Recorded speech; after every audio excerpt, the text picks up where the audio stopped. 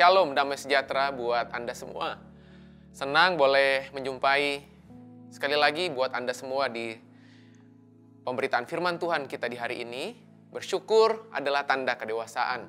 Dan bersyukur pula hari ini boleh hadir di tengah-tengah ibadah Anda di kesempatan hari ini.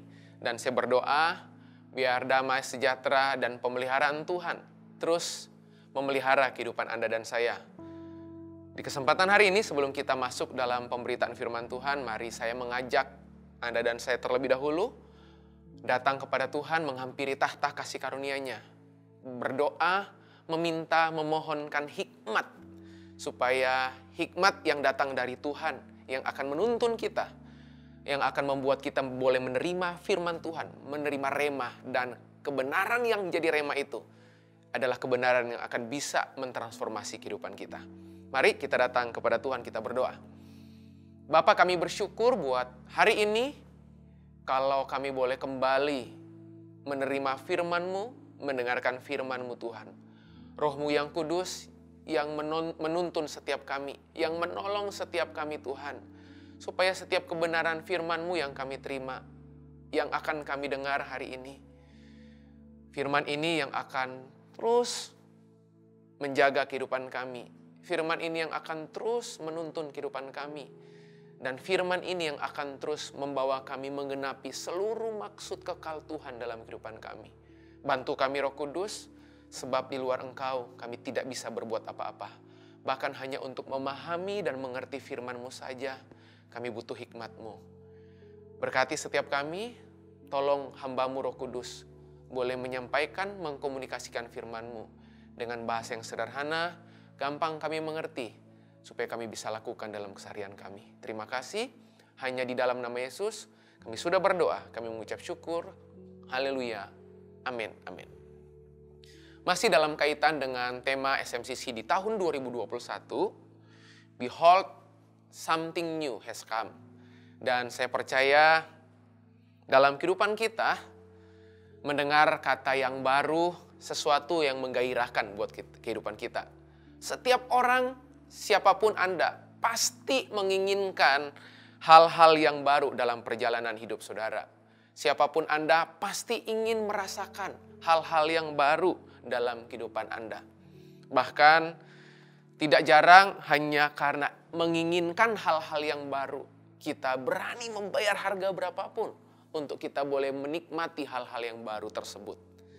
Nah, di tengah-tengah kerinduan besar saudara untuk menikmati hal-hal yang baru dari Tuhan, hal-hal yang baru dalam kehidupan Anda secara pribadi, jangan lupakan satu hal. Kalau mungkin saudara lupa, saya mau ingatkan hari ini buat saudara, bahwa seringkali hal-hal yang baru akan selalu datang dengan tanggung jawab yang baru. Tidak mungkin ada hal-hal yang baru tanpa tanggung jawab yang baru. Kalau saudara untuk pertama kali memiliki handphone yang baru, ada tanggung jawab yang baru untuk kali pertama waktu saudara menerima handphone tersebut. Tanggung jawabnya apa? Saudara mesti merawat handphone saudara. Saudara harus merawat bagaimana cara menggunakan handphone saudara. Karena memang hal-hal yang baru akan selalu membutuhkan tanggung jawab yang baru. Nah, itu sebabnya kita hari ini akan belajar bagaimana melihat hal-hal yang baru dalam kehidupan kita. Tidak jarang hal-hal yang baru dalam kehidupan kita seperti yang tadi saya katakan, membuat kita makin bergairah, membuat kita makin bersemangat. Kalau saudara datang ke sebuah tempat yang baru, yang saudara ingin banget saudara kunjungi, ingin banget saudara dapatkan, ingin banget saudara lihat, saudara pasti akan prepare banyak hal karena saudara antusias untuk melihat hal-hal yang baru tersebut. Tapi di beberapa hal yang lain, tidak jarang saya menemukan tidak ada jaminan juga bahwa hal yang baru yang datang dalam kehidupan kita berarti hal yang lama pergi. Belum tentu. Sebab seringkali saya menemukan ada banyak orang yang seringkali udah memasuki babak yang baru dalam kehidupannya. Keadaan-keadaan yang baru dalam kehidupannya. Tetapi mentalitasnya masih lama. Cara hidupnya masih lama. Cara berpikirnya masih lama. Nah, hari ini kita akan sama-sama belajar melihat apa kata firman Tuhan tentang hal-hal yang baru dalam kehidupan kita. Mari saya mengantar saudara untuk melihat 2 Korintus pasal yang kelima, ayat yang ke-17.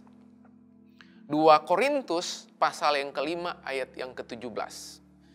Jadi siapa yang ada di dalam Kristus.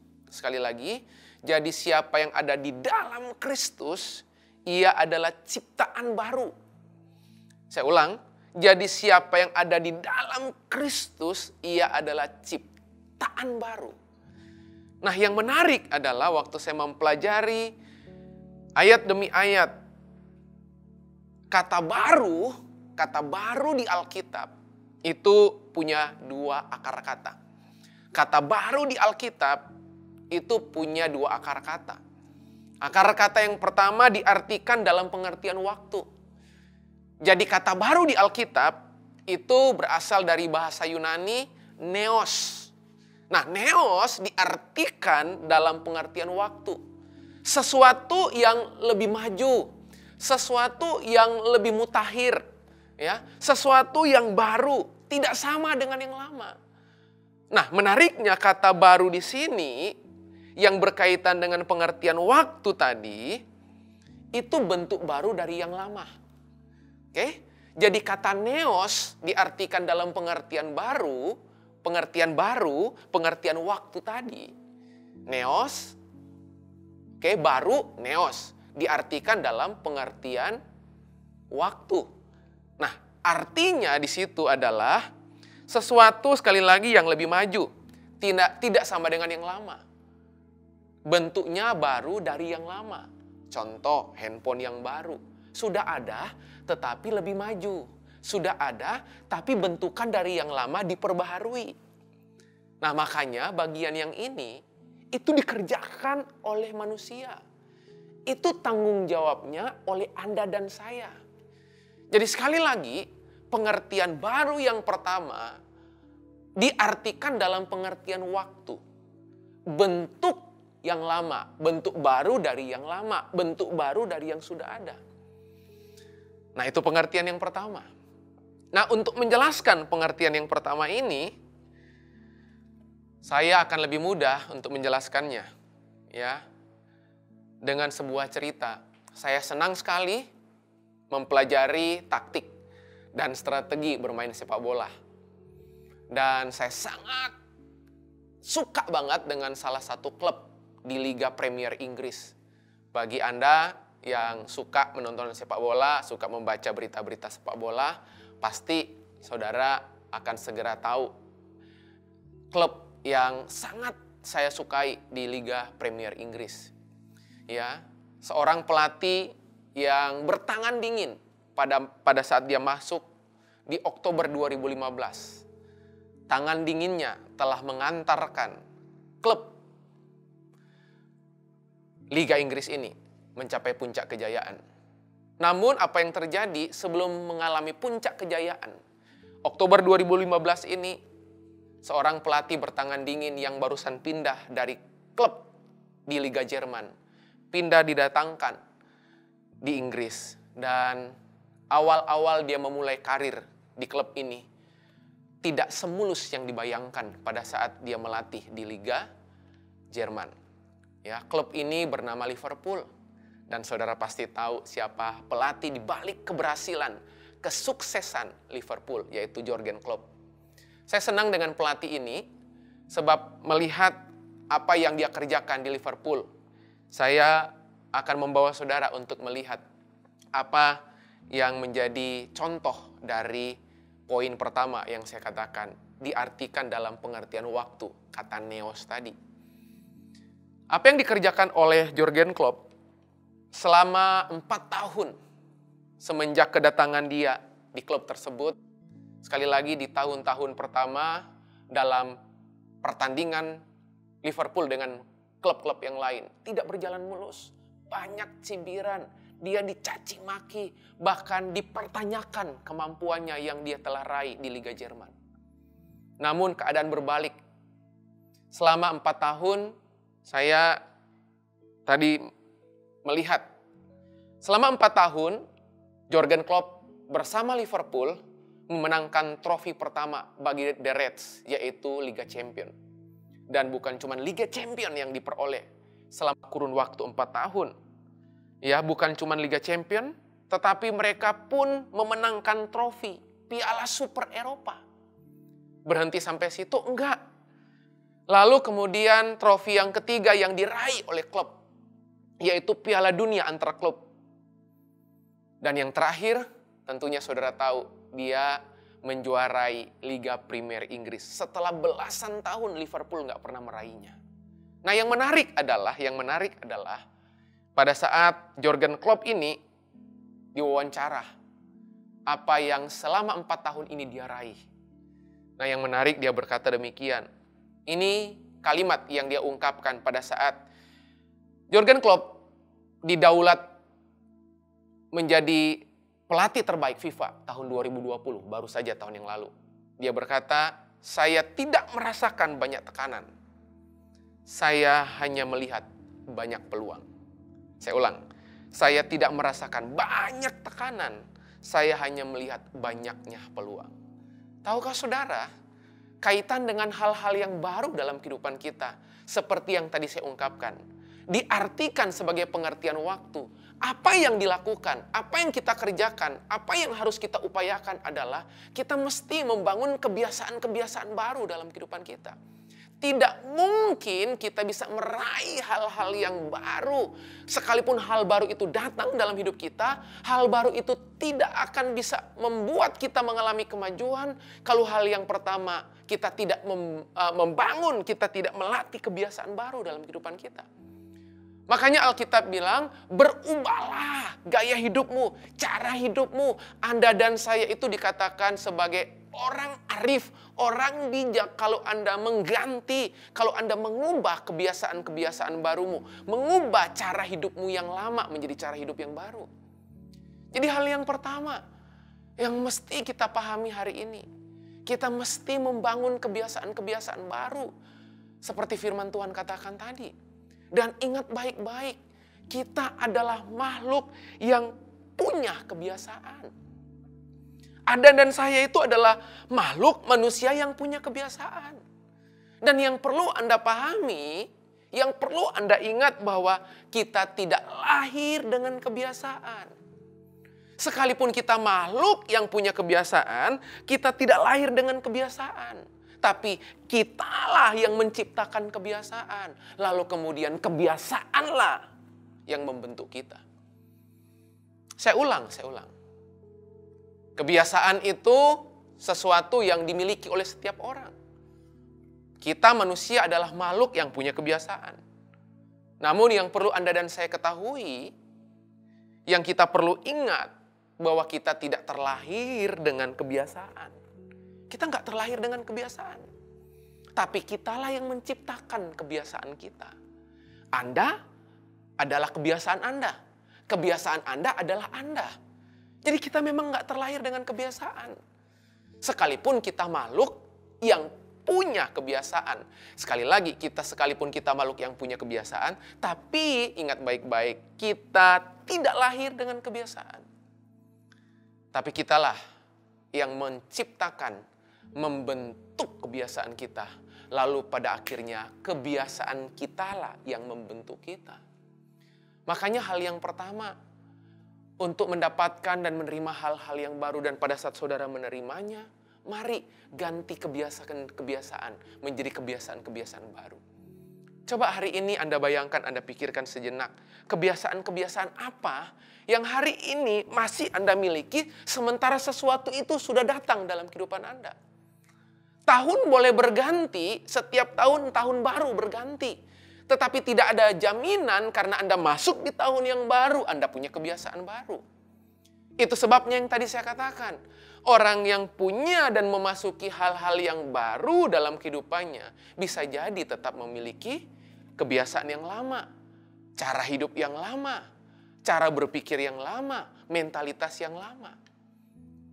Makanya hari ini ada hal yang perlu kita renungkan bersama-sama.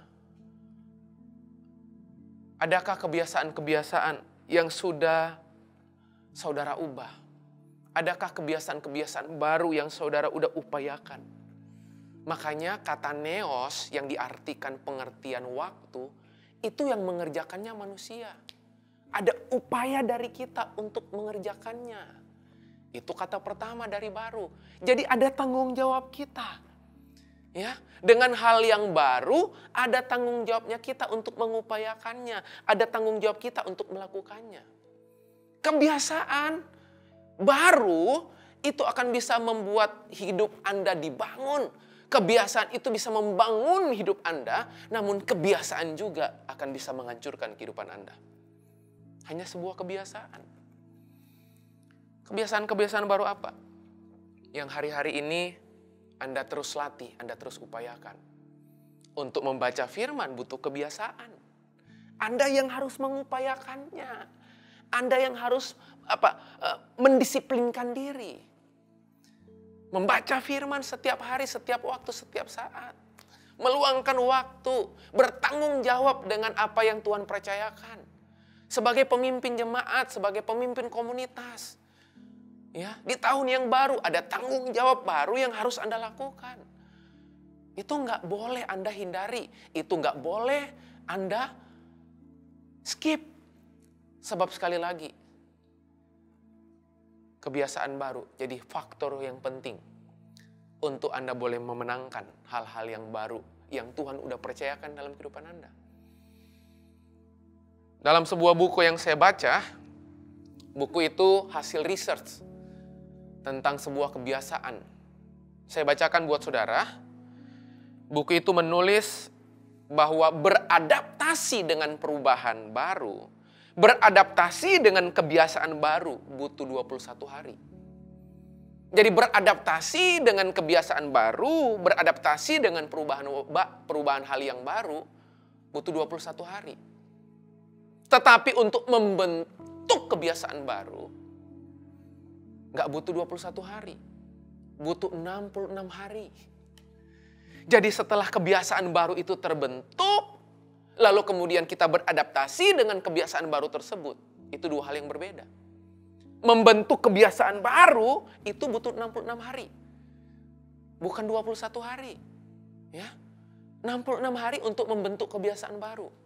Tetapi untuk beradaptasi dengan kebiasaan baru tadi, itu butuh waktu 21 hari. Makanya perhatikan dengan baik. Kebiasaan itu adalah proses, bukan peristiwa. Saya ulang, kebiasaan adalah proses, bukan peristiwa. Untuk membangun habit yang baru, tidak serta-merta mendadak. Enggak. Oke, untuk membentuk kebiasaan baru, Anda bangun lebih pagi, Anda doa pagi, Anda rutin baca firman, Anda rutin merenungkan firman, Anda punya agenda untuk men-schedule tanggung jawab Anda di kantor, men-schedule pertemuan-pertemuan Anda. Anda butuh kebiasaan-kebiasaan baru, itu Anda perlu upayakan, Anda latih diri Anda, disiplinkan diri. Dan untuk membentuk kebiasaan baru lagi, sekali lagi tadi, butuh waktu 66 hari. Tetapi untuk beradaptasi, hanya tinggal membutuhkan waktu 21 hari. Jadi total, kita membutuhkan 87 hari lamanya. Kalau Anda konsisten melakukannya terus-menerus, maka lahirlah kebiasaan baru. Itu yang namanya neos. Itu yang namanya diartikan pengertian waktu. Jadi kata baru itu diartikan dengan pengertian waktu-waktu. Jadi Anda yang mengupayakannya, Anda yang mengusahakannya. Sekali lagi, pada poin ini saya berharap Anda membangun kebiasaan-kebiasaan baik yang baru. Apa kebiasaan-kebiasaan baik yang baru? Memberi itu kebiasaan baik yang baru. Oke? Anda meluangkan waktu untuk mengupgrade diri Anda. Itu kebiasaan baik yang baru. Anda merenungkan firman, itu kebiasaan baik yang baru. Anda lebih terfokus pada hal-hal yang memberi dampak kekal buat kehidupan saudara. Itu baik, kebiasaan baru yang baik, kebiasaan baik yang baru, yang perlu Anda lakukan dalam kehidupan Anda. Dan saya yakin masih banyak hal yang lain yang bisa Anda kerjakan. Nah, itu yang pertama. Jadi kata baru di Alkitab diambil dari akar kata neos. Neos diartikan sebagai pengertian waktu. Waktu. Jadi kita yang mengupayakannya. Nah, ada arti yang kedua. Oke. Ada arti yang kedua. Arti yang kedua dari kata baru adalah kainos. Oke. Arti kata baru yang kedua itu artinya kainos. Nah, arti kata kainos di sini berbeda dengan neos. Kalau neos hanya manusia yang bisa mengerjakannya. Ada upaya, ada usaha manusia seperti membangun kebiasaan tadi. Tapi kata kainos hanya dapat dikerjakan dan dihasilkan oleh Tuhan dan tidak oleh manusia. Wow.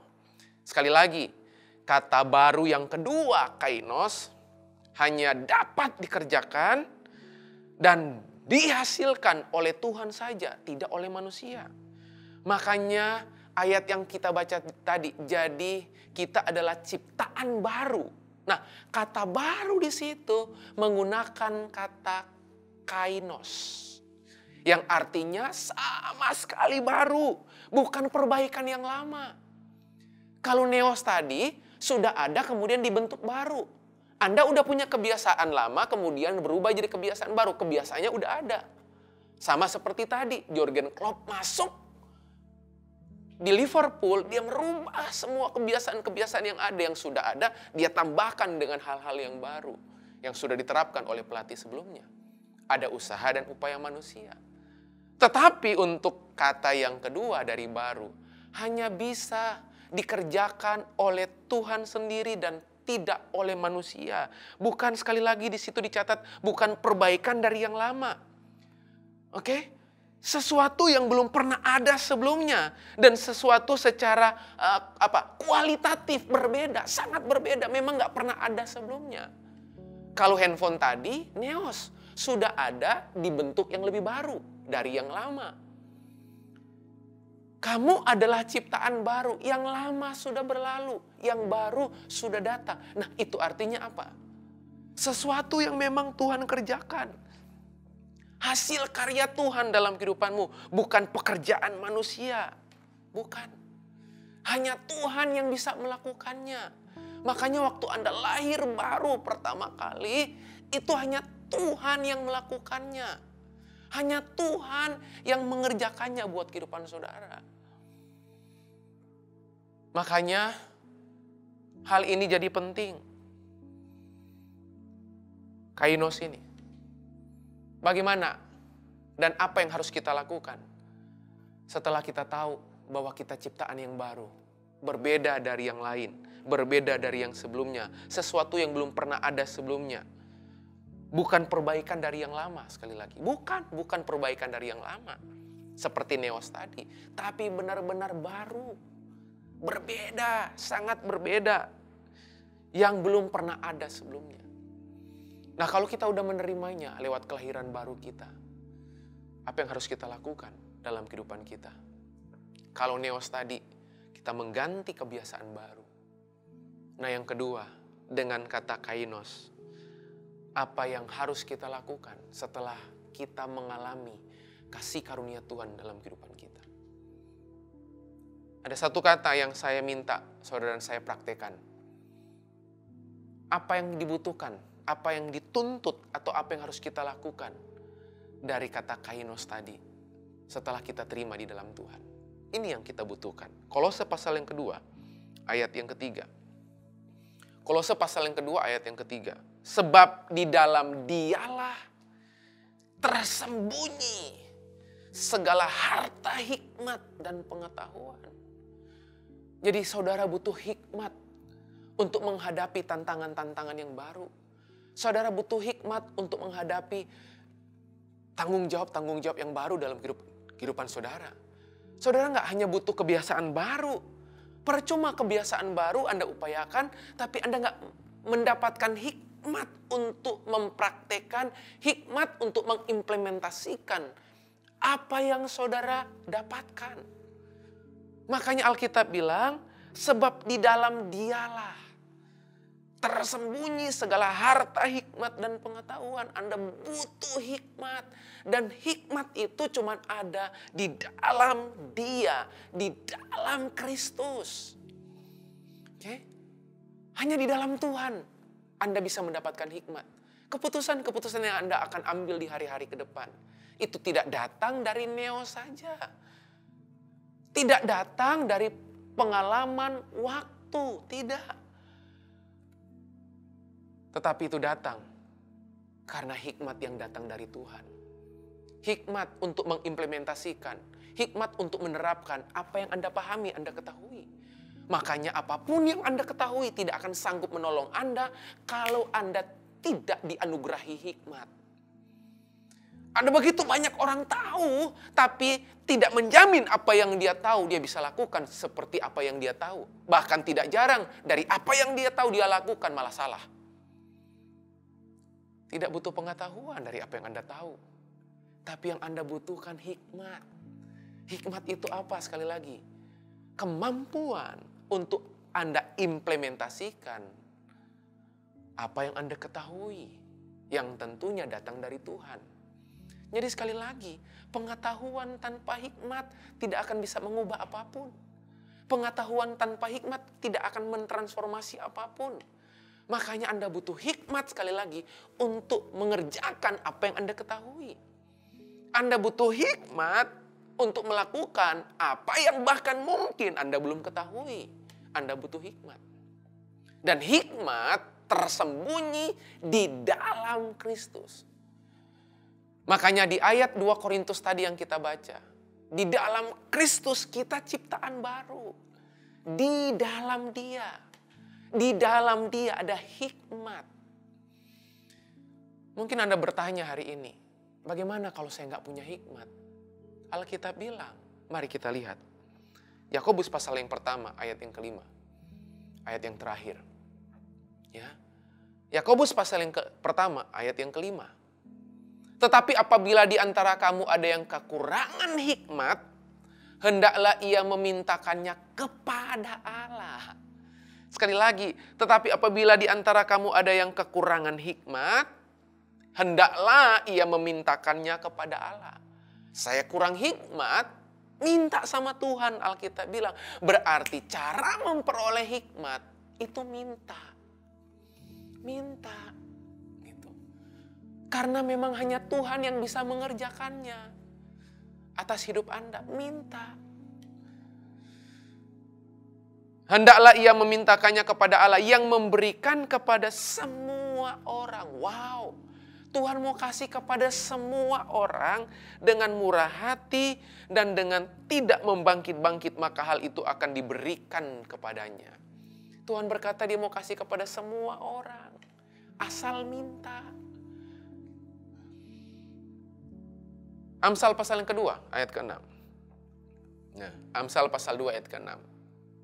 Karena Tuhanlah yang memberikan hikmat, dari mulutnya datang pengetahuan dan kepandaian. Saya ulang. Karena Tuhanlah yang memberikan hikmat, dari mulutnya datang pengetahuan dan kepandaian. Datang pengetahuan dan kepandaian. Tapi hikmat terlebih dahulu. Anda punya pengetahuan, Anda punya kepandaian untuk menyikapi hal-hal yang baru yang datang, tapi Anda nggak punya hikmat. Apapun yang Anda ketahui, apapun yang Anda mahir melakukannya, tidak akan sanggup membuat terobosan kalau Anda nggak punya hikmat. Itu sebabnya hari ini, mari. Ya, biar di tahun 2021 ini, dengan hal-hal yang baru, jangan lupakan, hal-hal yang baru selalu menuntut tanggung jawab yang baru. Hal-hal yang baru dalam arti pengertian waktu neos tadi, itu membutuhkan kebiasaan-kebiasaan baru. Ingat baik-baik, Anda dan saya makhluk yang punya kebiasaan. Oke? Tapi kita tidak terlahir dengan kebiasaan. Kitalah yang menciptakan kebiasaan kita. Lalu kemudian pada akhirnya, kebiasaanlah yang membentuk kita. Kitalah yang membentuk kebiasaan-kebiasaan kita. Lalu pada akhirnya kebiasaan-kebiasaan itu yang membentuk kita. Makanya Anda adalah apa yang biasanya Anda lakukan. Tapi yang ketiga yang perlu Anda pahami, bukan cuma neos. Neos itu usaha manusia. Ya. Dari yang lama menjadi lebih baru. Dari yang sudah ada menjadi lebih baru. Tapi kainos itu semata-mata hanya bisa dikerjakan oleh Tuhan sendiri dan tidak oleh manusia. Benar-benar baru yang tidak pernah ada sebelumnya. Tiba-tiba Tuhan berikan dalam kehidupan Anda. Saya berdoa, biar ketiga hal ini terjadi dalam kehidupan saudara. Anda belajar mengambil tanggung jawab. Ya, karena percayalah, tidak akan mungkin ada perluasan kepemimpinan tanpa perluasan tanggung jawab. Makanya orang akan sulit bertumbuh kepemimpinannya kalau dia nggak mengambil tanggung jawab yang lebih besar, lebih luas, lebih bayar harga. Saya juga berdoa biar Anda melatih kebiasaan-kebiasaan baru Anda. Ya, melatih terus-menerus. Ya, 66 hari untuk membentuk kebiasaan baru, namun 21 hari untuk beradaptasi dengan kebiasaan baru. Dan yang terakhir, kainos. Anda dan saya menyadari bahwa semua Anda dan saya ciptaan baru yang benar-benar dikerjakan oleh Tuhan sendiri. Dan apa yang Anda butuhkan? Anda butuhkan hikmat untuk bagaimana Anda implementasikan itu dalam keseharian Anda. Saya berdoa, biar hikmat Allah turun tercurah dalam kehidupanmu. Hikmat Allah membuat Anda berbeda dari banyak orang. Hikmat Allah yang Tuhan berikan kepada Salomo. Hikmat yang sama Tuhan berikan kepada Daniel. Hikmat yang sama diberikan kepada Yusuf. Dan hikmat yang sama diberikan kepada Anda. Supaya Anda bisa mewarnai sekeliling Anda. Dan pekerjaan-pekerjaan Tuhan terselesaikan melalui dan lewat kehidupan Anda sendiri. Tuhan Yesus memberkati. God bless you all. Mari kita datang sama Tuhan. Kita berdoa hari ini. Bapa, kami bersyukur buat kesempatan siang hari ini, pagi, siang, sore, malam hari ini, dimanapun kami ada, Tuhan. Kami mendengarkan pesan ini, Tuhan meteraikan firman-Mu, biar firman-Mu terus menjaga kehidupan kami. Firman-Mu menuntun kami kepada seluruh kebenaran-Mu, Tuhan. Bantu kami, Roh Kudus, biar firman yang kami terima hari ini, Engkau sendiri yang menerjemahkannya lebih lanjut. Engkau sendiri yang mengajarkannya lebih detail, lebih lengkap, Tuhan. Hamba-Mu terbatas oleh waktu, terbatas oleh banyak hal. Dan kami hanya butuh kata-kata Tuhan. Sebab hanya firman-Mu dan hikmat yang datang dari Tuhan yang akan bisa membuat kami berjalan penuh kemenangan demi kemenangan. Terima kasih, hanya di dalam nama Yesus kami sudah berdoa. Kami mengucap syukur bersama berkata, amin, amin.